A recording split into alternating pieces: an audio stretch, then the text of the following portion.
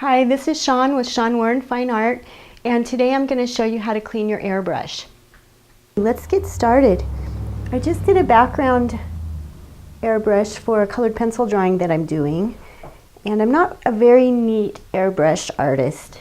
I find that airbrush is very messy, and so I like to clean my brush out pretty good after I'm finished. I don't airbrush every day, and I don't do it that frequently. I still have quite a bit of paint inside the cup, so I'm going to rinse the cup out a little more and then rinse more water.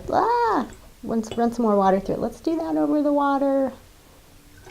I told you I'm a messy airbrush artist. Okay, so that's cleaned out better. So kind of clean that out with a Q-tip and a paper towel.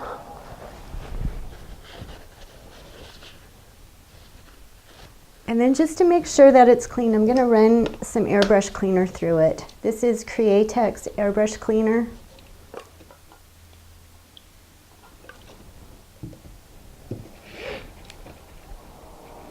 And this just makes sure that the little parts inside the tip are cleaned out well.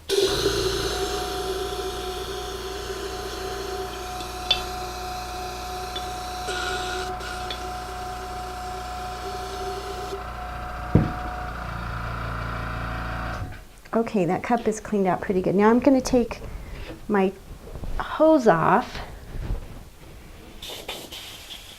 drain all the pressure out, take my hose off.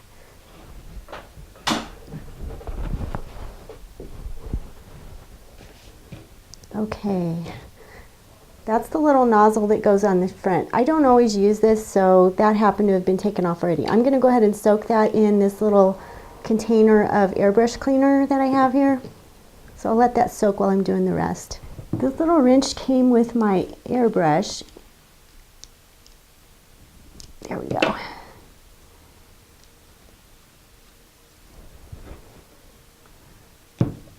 So we have that tip, which you can see is absolutely cruddy. So before I do anything, I'm just going to soak it in that airbrush cleaner and let it loosen up some of that dried on paint. When I pulled that off, I noticed that the little tip, the little cone tip came off with it.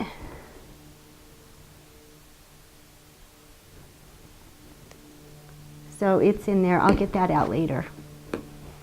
Okay, so then we want to unscrew the back of it.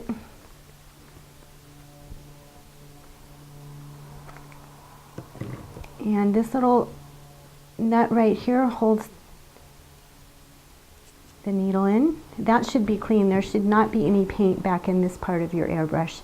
I'm going to very gently pull out the needle, and you want to be careful not to damage the tip of the needle. If you get a burr on it or a hook on it, that could cause your airbrush not to function properly, and you'll have to replace the needle.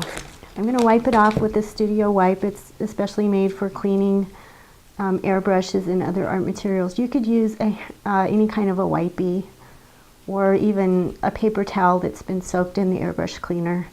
So I'm going to give that a good wipe and then put that over here where it won't roll away. This next nut, it's got a really long screw thread, so just keep unscrewing it.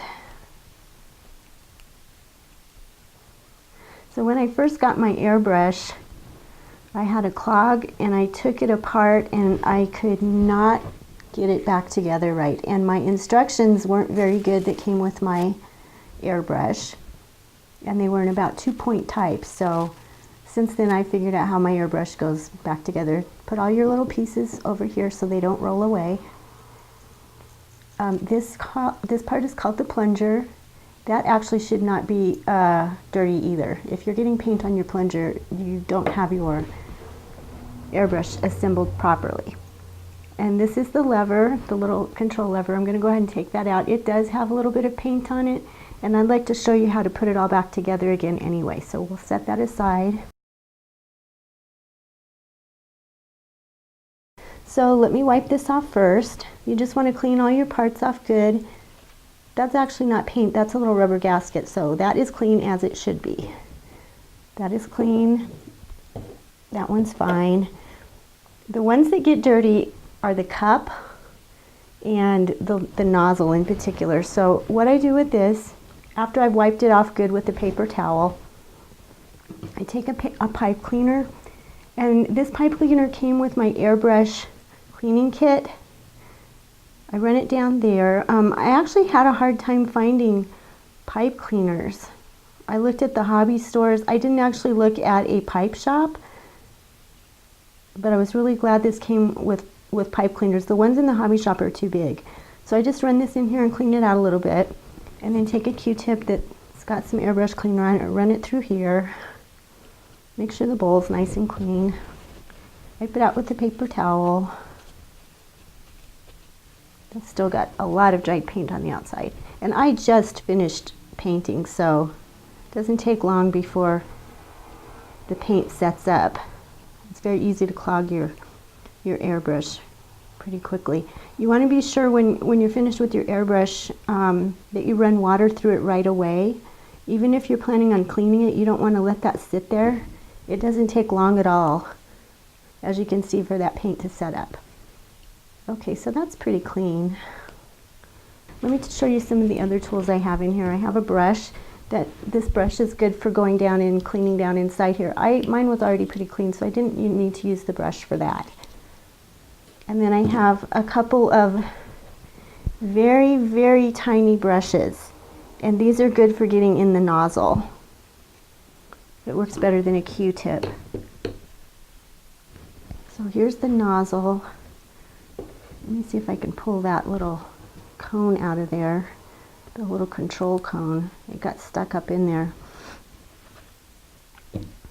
Let's try with the Q-tip. There it is. So we see we have a little tiny cone, and I like to take a Q-tip, soak it, and run the Q-tip through there too, and then run the little brush up through it. That gets all the paint in there. If this is clogged, you're not gonna have success. This is the main thing that gets clogged. So you want to just get a little scrubby in there, clean it out good. Okay, and then set it aside on a paper towel to dry. Make sure it doesn't roll away. I think the tip's pretty clean, yeah. If the tip's not clean, you can wipe that off too. And then we'll clean this as well. This is pretty big, so I'm going to start with the Q-tip just to get all the excess paint out. And then I'm going to use the pipe cleaner. And you can see the pipe cleaner come through the other end. You can see it poke through. And again, then I'll use my little brush. That brush actually goes completely through the hole. And I have quite a bit of dried paint around the edge too, so I'm just going to take that little tool and go through the screw threads.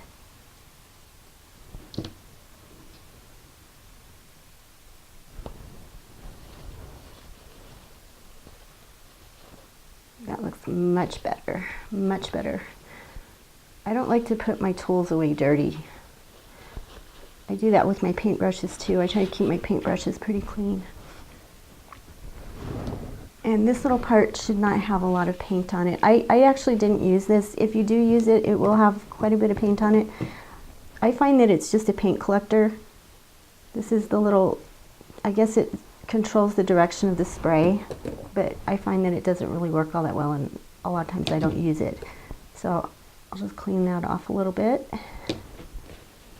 Alright, so it looks like all of our pieces are clean except for the body, and I'm going to rub that off, get the dried paint off of it. It's not really important if there's dried paint on it, but I don't want it to be messy.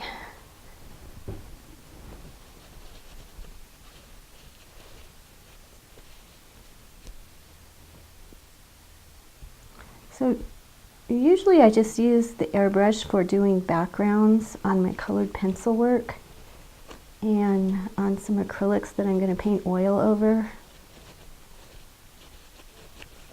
And this is a Paasche airbrush. It's a dual action airbrush. I think I got it off Amazon, and I can't recall what I paid for it, but it It wasn't super expensive.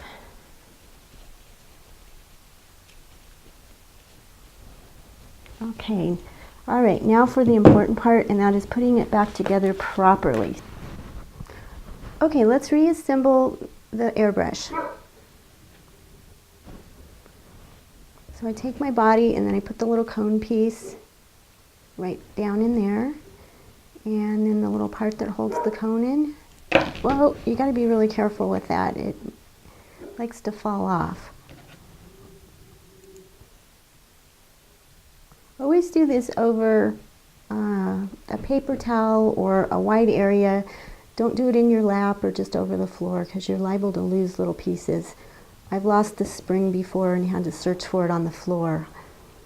Okay, the next piece is that we put the little plunger nozzle in, the little trigger thing, and there on my airbrush and on most airbrushes there is a little groove or some type of an opening this needs to set down into.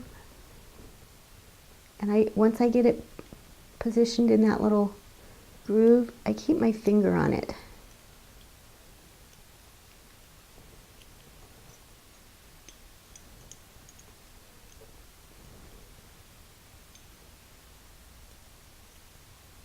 Okay, and you know it's in the right place when it feels springy. You push on it and it feels springy. So I'm going to keep my finger on that. It's real easy for that thing to get out of place.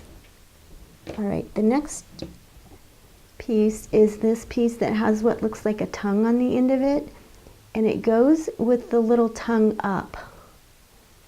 So you want to put it in there, and then it rests against the metal of the airbrush right there. The opening where the little trigger is, it rests against the top of that, and this is what controls the flow of the paint. So very carefully put that in there. Then there's a spring that goes over it, and you might need to make sure this is back in place after you put the spring on it. And then this piece right here holds that whole part in, so you want to start screwing that in. And it has a lot of screw threads, so just keep on twisting until you get it all in.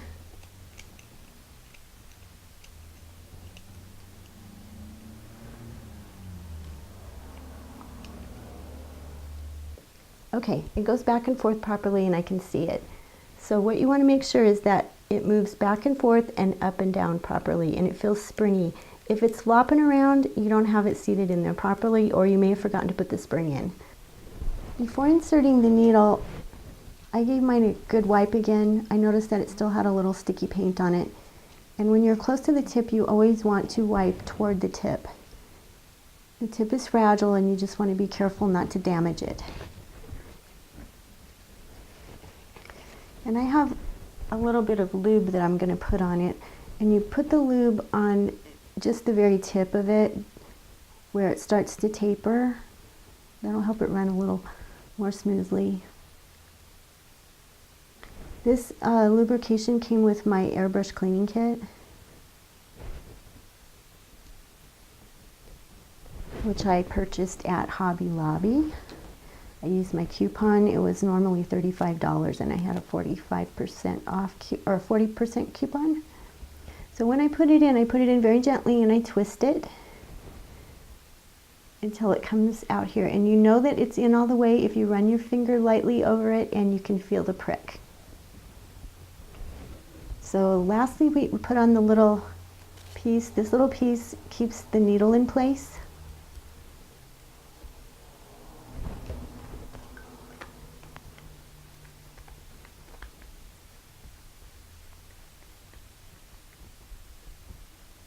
And then if you like to use this piece on the end, you can use that. I find that it mostly just collects paint and makes a mess, but if that's useful to you, you can use that. And then I like to try it out, make sure everything works properly. So this should be springing up and down well, and it should be springing back and forth. Like I said, if it's not springing properly, there's something in there that's not working right.